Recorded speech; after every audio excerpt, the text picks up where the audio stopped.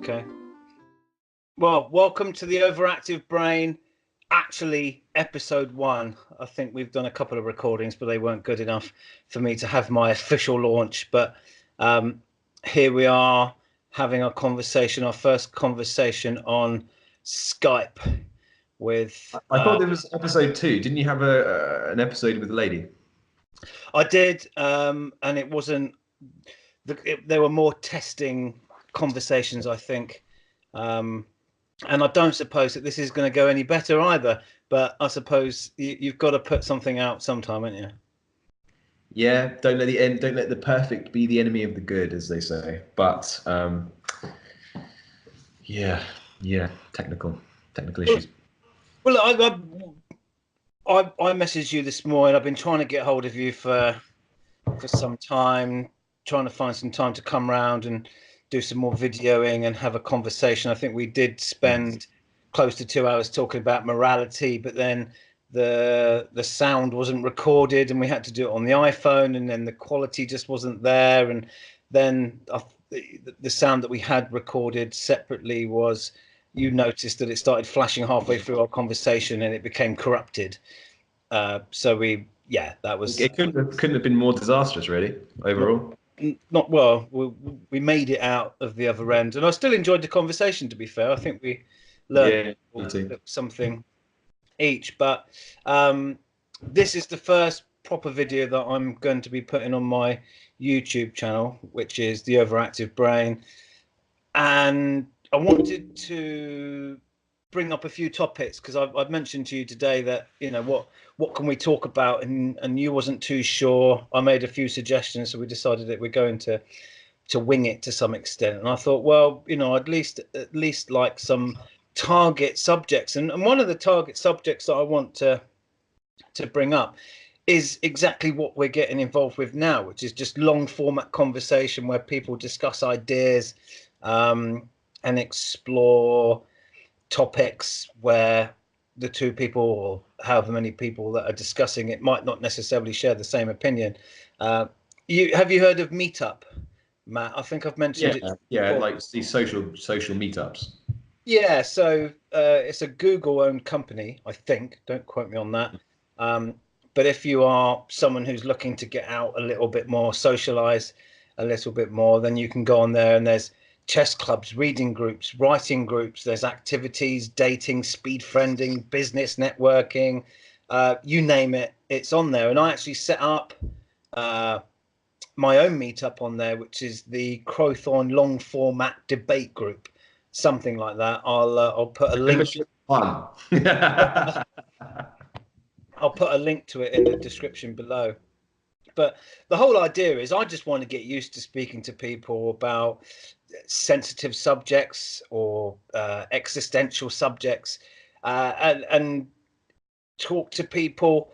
I want to talk to people that don't share the same idea as me or share the same opinion. I don't necessarily want every conversation I have with people to become some kind of echo chamber where we're just brown nosing each other and just reinforcing our existing beliefs or ideas regarding a particular subject. But this I say it's a new phenomena, but I think in terms of how the internet has provided a platform for this long format conversation, i.e. the Joe Rogan podcast, where there is no limit on how long you talk for. There's no, right, we've got half an hour, we need to cover 6 subjects, and these are the things I don't want you to say. There's nothing controlled, nothing's off topic.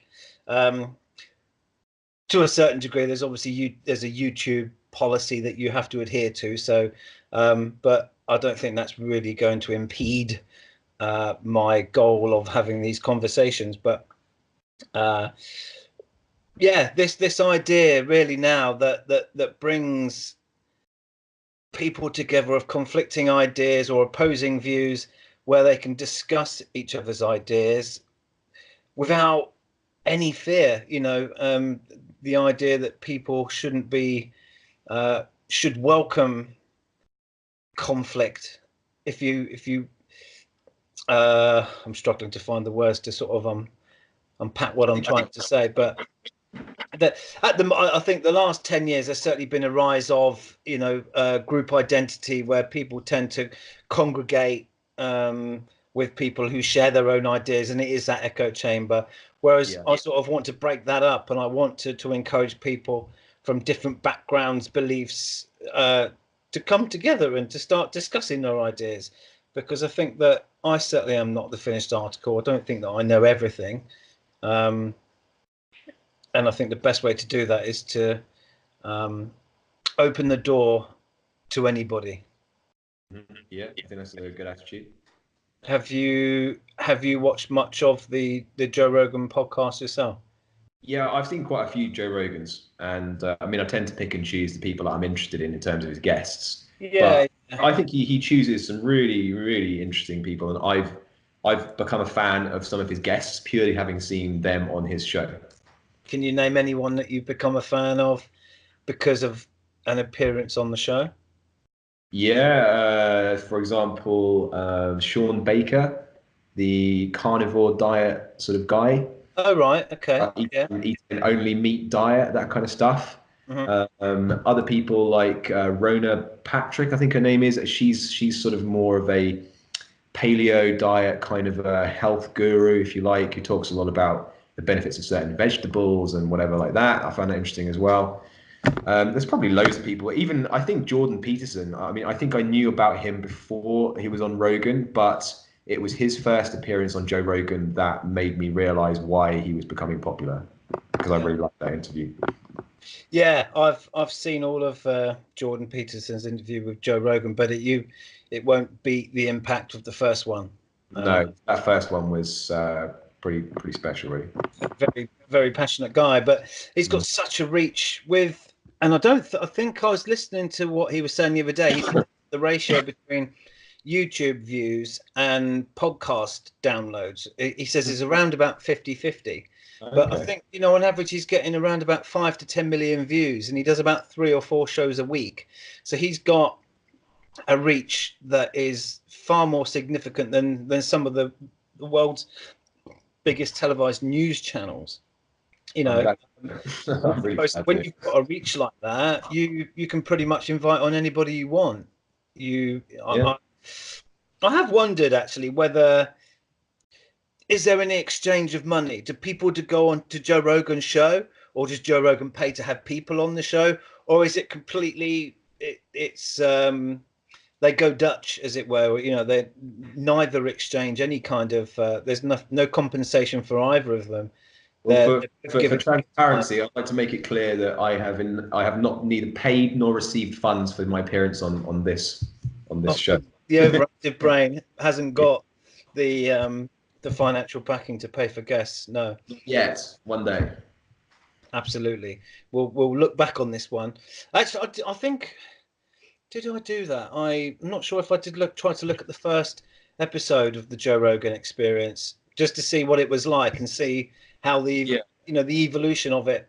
Okay. It was purely by chance. He is probably, I think he's the first or the second most downloaded podcast globally now.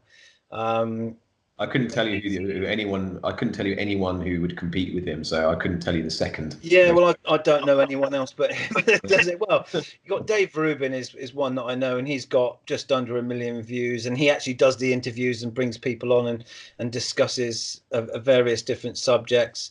But I haven't.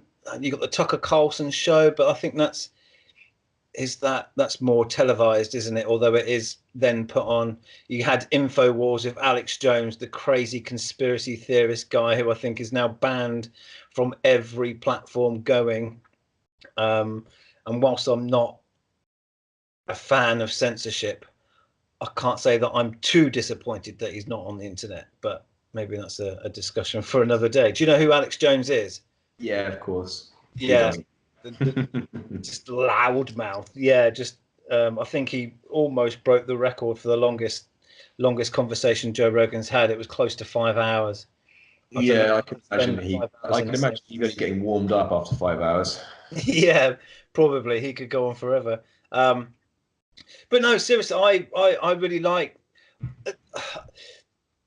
I don't learn as much when I'm talking to people who share the same ideas as all that does, I think, is just reinforce an existing belief, which can be quite a dangerous thing. So I think the more convinced you are of an idea, the less you are to edit that particular view. If you actually were to learn something new about something, I think it could become quite dangerous the more that you compound an idea, if you only socialize with people who share your thoughts and beliefs. So that's why I'm interested in speaking to people who share a completely different view to me. I want to talk about things like capital punishment. We touched on capital punishment in our conversation of morality, didn't we? We touched on it at the end. And I don't think you and I completely agree on that, on the idea of capital punishment. But I think really the only way that we're ever going to cease, because at the moment there does seem to be, with this group identity, group politics, you just seem to have opinions and ideas and beliefs coming from feminists or the religious community or the atheist community, or the fat community or the skinny community, or whatever it may be. It doesn't seem to be that doesn't seem to be too much communication between the two. It's just a war.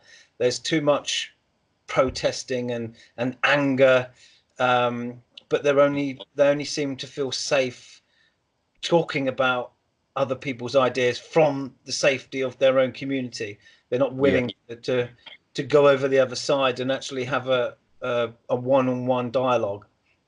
Do you feel that Joe Rogan, Dave Rubin, do you feel that they really go far enough in terms of encouraging debate from different sides? I mean, it seems that they will more often have people on who really agree, the audience are going to agree with.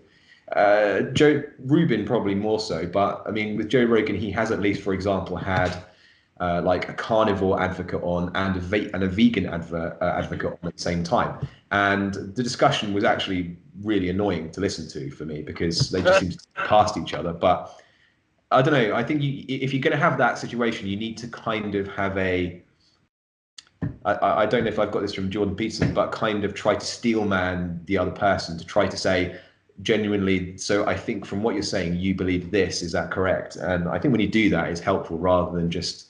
Well, that's what you learn in debate class, isn't it? Or debate club. You learn to steelman other people. I've never been a member of a debating club, but I hope that that's the case. And I think you need more of it, because it's more constructive. I did watch a video of Dave Rubin where he was being interviewed by Channel 4. I think it was Channel 4. And he had that exact question put to him. It said, do you think that, you have been accused of only bringing on people that you share a certain idea? So whilst you're defending, whilst you believe that you're a liberal, you're on the left side of politics, that you only really bring on certain people onto the show, and people seem to think that you are just providing a platform for these people, rather than actually using it as an opportunity to really challenge people on their ideas. Like yourself, I'm sure there's some things that I would completely disagree with. It doesn't stop us being friends, but if I don't pick you up on those things that I disagree with, then I guess that kind of counters Dave Rubin's claim that he is there for the benefit of discourse, rather than it just being providing people with a platform. But do I think? No, I don't think they do. They don't do enough of it, or they don't do enough. I know that Joe Rogan is probably the world's biggest advocate for smoking weed. But I know that in the last year or so, he's changed his mind on it. He was just an advocate for it. It doesn't do anything bad for you. There's nothing negative about smoking marijuana. But since he's had all of these intellectuals and all these experts on, because Joe Rogan isn't an expert, he may be now to some degree a pseudo expert, but he's changed his opinion on it. And I think that is one of the fundamental benefits of talking to people who hold opposing views, is because and if you're willing to change your opinion based on facts and evidence, then I think that's progress. But I would like to see more. I would like to see, because it does seem to be on Joe Rogan's podcast and on Dave Rubin's that they do seem to be right of center.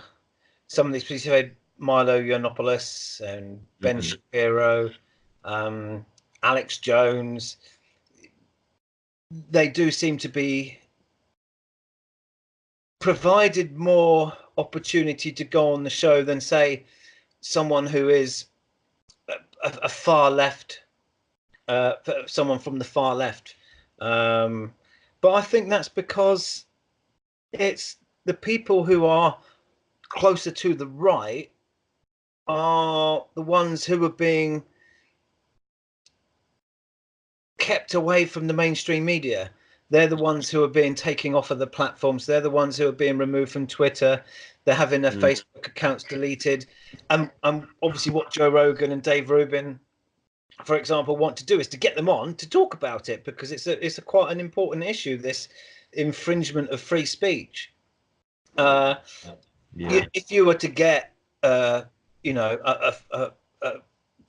a far left social justice warrior, a famous one who'd had their Twitter profile taken down and were removed off Facebook, then I should imagine that they would be invited onto the show. But it only seems to be the Ben Shapiro type people that are being taken off of the internet, and therefore that's why they're being invited onto the show to discuss it. Yeah, so he is, in a way, he's trying to even the scales a bit, because the mainstream media will tend to have certain types of people on, and they leave out the kinds of people that Joe Rogan often invites on. So I think he is, in a way, evening the balance. It would be good, though, to have something that's quite neutral and isn't just trying to even the balance out with the mainstream media, and is genuinely having these discussions of opposing views in a constructive way. Yeah, well, the balance isn't on his show then, is it? It seems to be the people that might have a slight right-wingish ideas and beliefs are being provided a platform on the internet, whereas the people with left-wing political ideologies have their platform in the mainstream media. Whereas there doesn't seem to be an even balance on either. You know, so the mainstream media does seem to be more left-wing, and the online media, if you like, I guess it does seem to be a little bit more right-wing. But I think the idea of right-wing, left-wing has changed an awful lot in the last 10 years. That it seems to be that there's more things that would get you labelled as being right-wing now that wouldn't have done 10 years ago. But yeah, it really will be interesting to see where this goes with the internet and the mainstream media, because you keep hearing things like this, you know, the internet is the death of mainstream media, that mainstream media it has gone, it's had its day. Yeah, you know, I can't see any physical evidence of that. Can you? I mean, you do hear that a lot, don't you? You do speak of people, and I do think that the mainstream media has a lot to answer for. It's certainly more manipulative. They do edit things. They do have a particular if you go and work for the Guardian, for argument's sake, they won't allow certain writers or journalists to have a particular, you'd have to conform to what am I trying to find, their narrative or their angle. Yeah.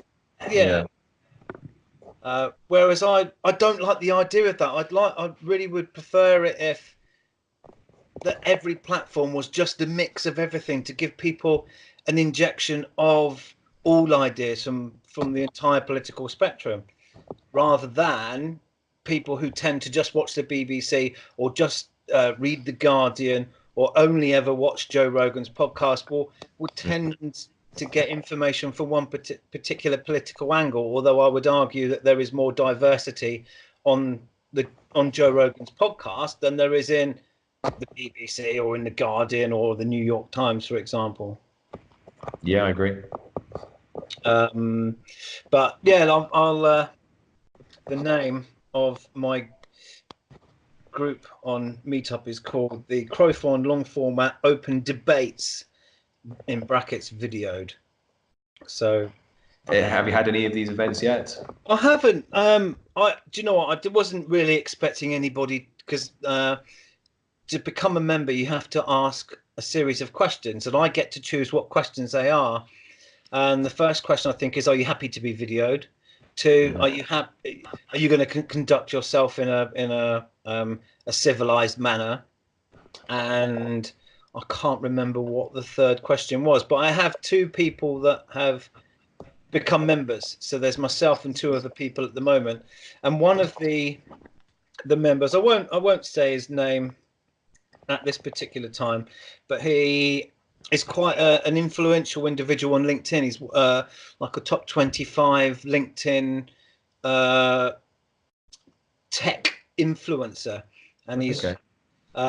You look through his Twitter profile and on his LinkedIn profile, and he's up there. I think he's something like the 50th most followed LinkedIn person with regards to tech.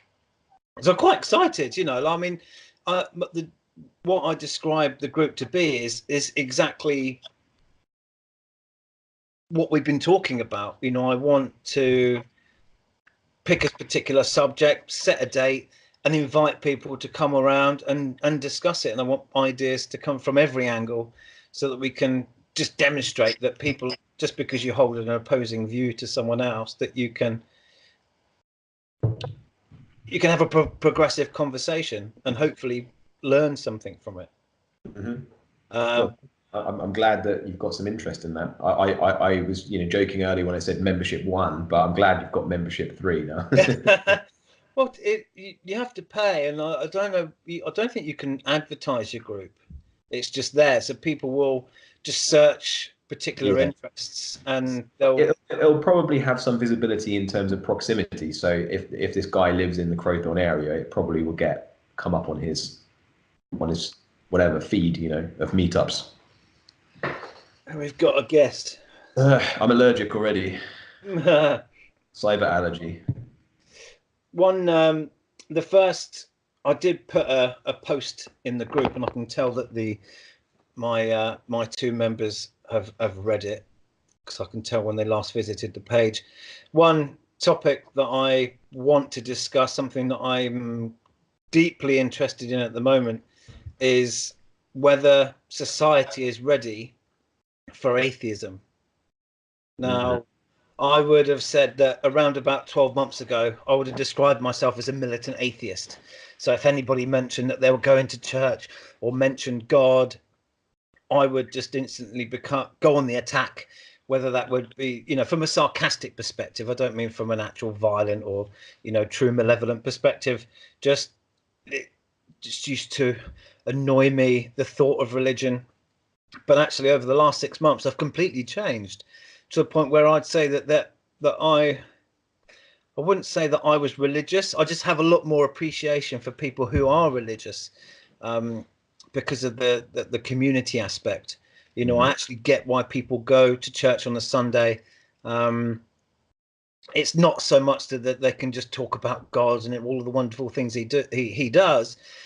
Certainly from where we're from in the south of England, church is just a meetup. It's just where people all come together, they drink coffee, share a biscuit for a couple of hours, and they go home. Of course, there is that. It doesn't go without the mention of God or singing hymns and things, which is the bit that I feel particularly uncomfortable if I do go to these events. However, I am still an atheist, but I'm not entirely sure whether society is ready for atheism, because with atheism there isn't the same community, there isn't the same coming together, talking to people. Certainly in Catholicism, where you go to confession, people are I think a lot more open, a lot more community orientated, whereas I think from an atheist perspective there's too much individualism. There isn't this real community. They may go see their mates down the pub on a Friday or Saturday night, you know, or hang out, but it's not. There isn't that real sense of community that you get from religion. It's just that religion's got a lot of toxicity, but then I think it's got a lot of positivity to be taken from it. And I think looking at a lot of the militant atheists, I think they're throwing the baby out with the bathwater by trying to just shut down religion. But I think they're missing a few vital, important aspects that need to be taken forwards with it. Yeah. Okay. So you're going to have this discussion with your couple of guys, I assume, or do you want to talk about that now? Well, it's up to you. It was quite funny because I was writing an article for my website. I haven't finished it yet because I went off down a rabbit hole and started researching quite a lot. So it just lengthened how long it was going to take me to write this article. But while I was debating some atheists online, you know, talking about or discussing whether we are ready for an atheist society, and I got a knock on the door. So I went and opened the door, and it was two Mormons. I think it was it? They're from the Christian church. I can't remember. The Church of Jesus Christ of Latter-day Saints. Is that what you mean? Something like that, yeah. And I just thought it's so random that you're knocking on my door because I'm just talking about religion at the moment. And I actually chatted to them on my doorstep for about 20 minutes. They must have been quite surprised. They probably knock on about 1,000 doors and get rejected every time. And then suddenly they knock on my door and I want to have a conversation with them. But there was a man and a woman that were there, and they gave me some leaflets and tried to encourage me to go to some of their events. But I said to him, I'm doing YouTube videos where I want to talk to people who hold certain beliefs or ideas that don't represent anything that I don't represent where I come from. Would he be willing to talk to me on camera, you know, in a similar way to what we're having? And he said he would be. So I will have to set that up. I will have to get him. I think I said to you when you said to me that you were interested in going to some of these churches and, you know, investigating it a bit. I think I said to you should investigate the Mormons because they are a growing group. They are very interesting. They're very, very well organized, very, very active. They're what do they call them? Missionary. They have a massive number of missionaries, something like 20,000 full-time missionaries. Are they recruiters, if you like, or? Well, a missionary is sort of someone who wants to teach you the basics of their religion and try to initiate you into it. So their goal is to get you baptized into being a member of their church. So yes, I suppose so. Although it's a bit unusual. Are you sure they were Mormons? Because normally Mormons, you'd either get two guys or two girls. I've never heard of a pair of missionaries, a girl and a guy from the Mormons. I'll have a look. I've got the leaflet here somewhere. Let me go find it.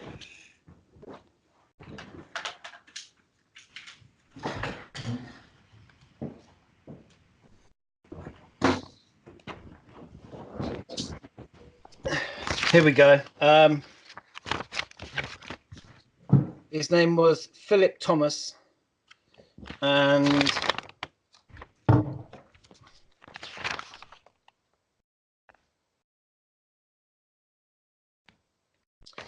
doesn't say. I don't know whether you can.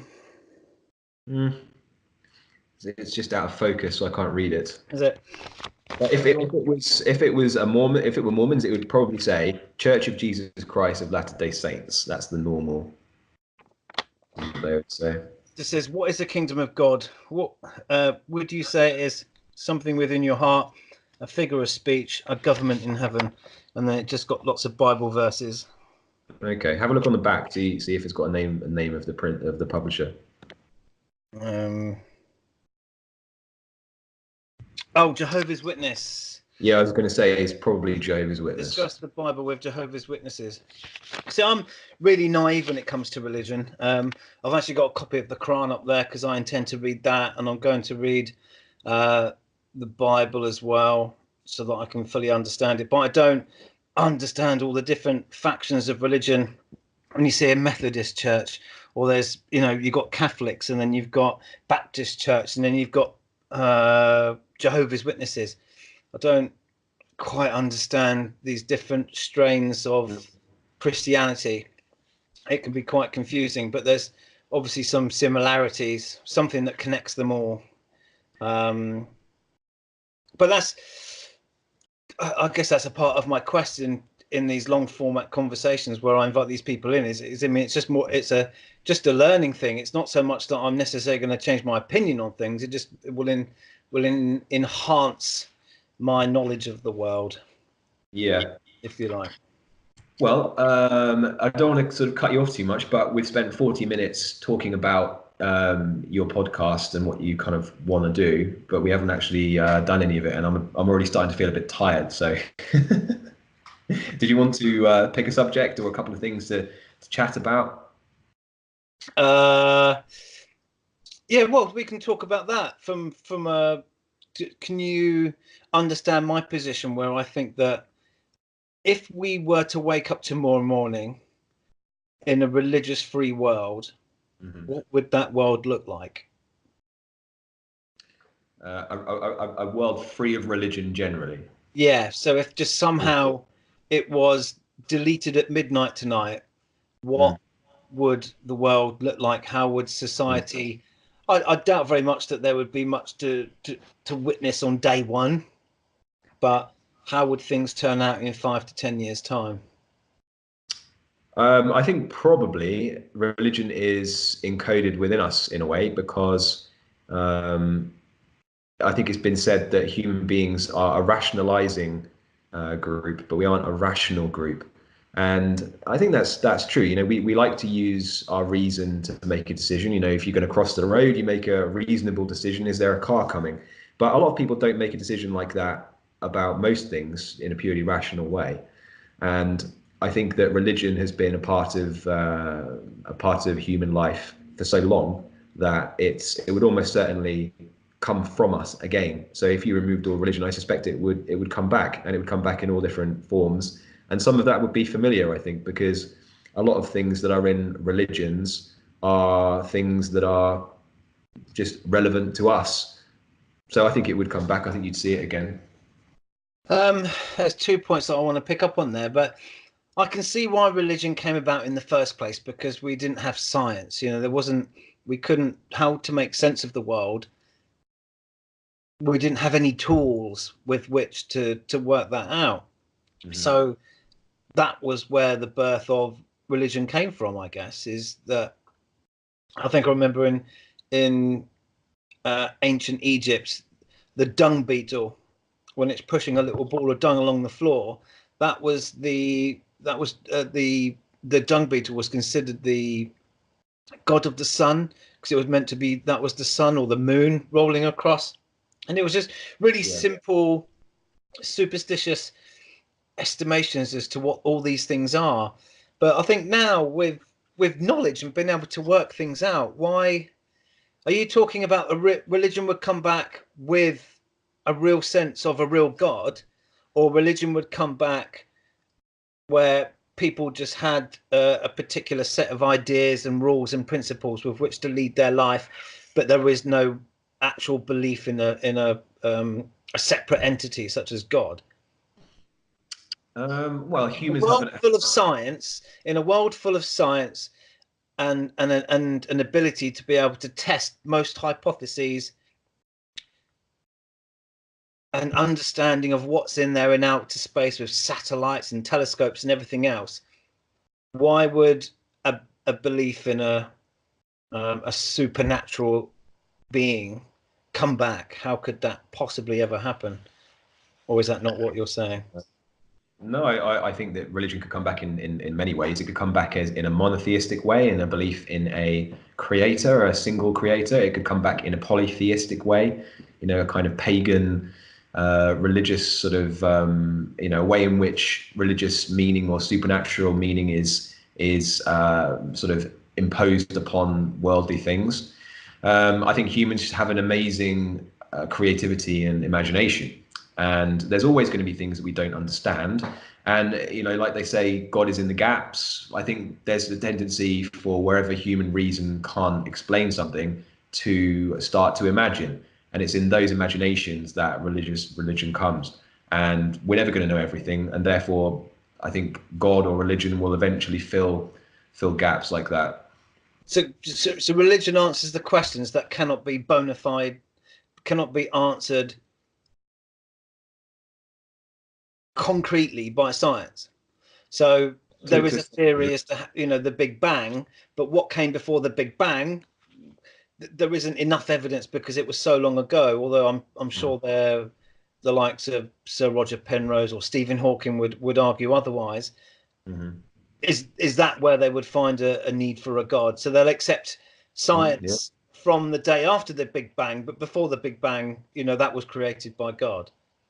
Yeah, I think there's always a reasonably good reason to believe that people would go to God to explain something like that they can't understand. Yeah, and I mean it doesn't even seem particularly illogical that there must have been an otherworldly or sort of higher being of some kind that created what we know as the world and the rules that it's governed by. Seems like a reasonable proposition, and in the absence of us knowing everything, then there are many different explanations, I suppose. Yeah, have you seen the Ricky Gervais was being interviewed by an American chat show host? I think he was American, and he was talking about his atheism, and he said, if you were to get all the religious books and all the science books, and you were to tear them up and burn them, in 1,000 years' time, all the science book would come back exactly the same as they were 1,000 years previous when they were burnt, because we would use all of the same experiments and get all of the same answers. Whereas with religion, you wouldn't. It wouldn't come back in the same form. And I think that was his way of proving. It depends on how detailed you want to be. I mean, for example, I think if you tore up the religious scriptures and stuff, you wouldn't have the story exactly of Jesus being crucified, dying for our sins, all this kind of stuff. However, I think undoubtedly you would have a religion that proposed that there was a single creator of the universe, and that there could be stories along the lines of, personal sacrifice, things that helped a human to transcend more towards godhood, or of God somehow acting through human beings. These sort of more archetypal notions of religion probably would come back and be very familiar, but the details of the story would certainly be very different. Have you watched any of the biblical series by Jordan Peterson? Yeah, I got to about the eighth one that he did, and I couldn't watch a ninth lecture that was 2.5 hours long with Jordan at that time. So on my interest waned. Unpacking the Bible. I don't know how that guy does it. His tours, he's done 150 shows, and none of them are scripted. He just makes them up, and he can just talk. Whether you agree with him or not, if you agree with him or you don't agree with him, it is an exceptional talent to be able to do that. I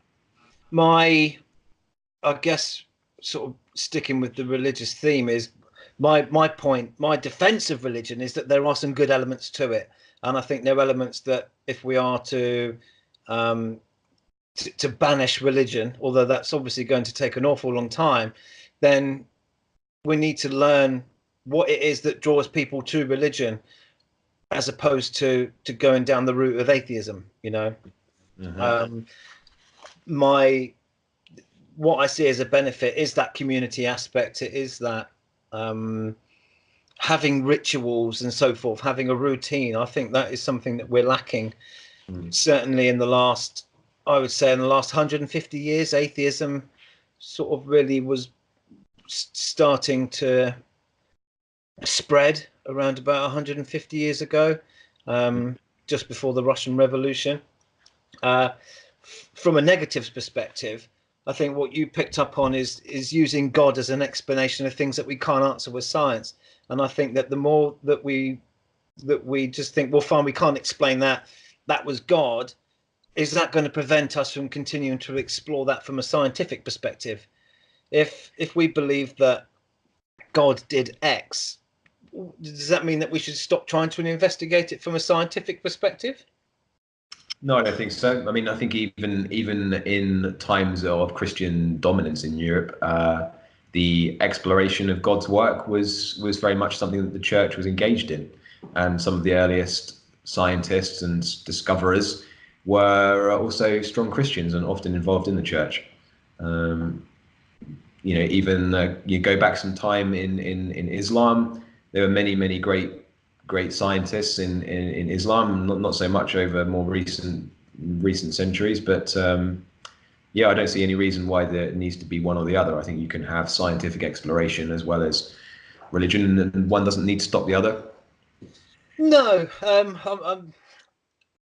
so it's quite a dichotomy, isn't it? Wanting to believe in God and the God being the creator of everything, but then at the same time trying to. So you almost, if you're a scientific Muslim or a Christian or whoever, you're sort of almost trying to disprove your religion, aren't you? Does that make sense? So whilst you believe that, before evolution, before the theory of evolution was around, the belief that everything was just all, God created it, and once we proved evolution, because of Charles Darwin, then religious people think, fine, okay, we'll just accept that evolution exists then, and that it, we'll just delete that bit of the Bible.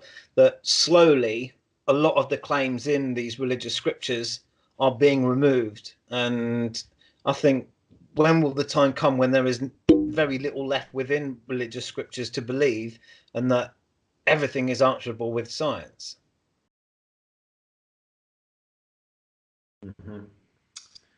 Yeah, I suppose there is some dichotomy there, but yeah, like I said, I think in lived human experience, there isn't necessarily a dichotomy there that where belief in God or a religious belief inhibits scientific exploration.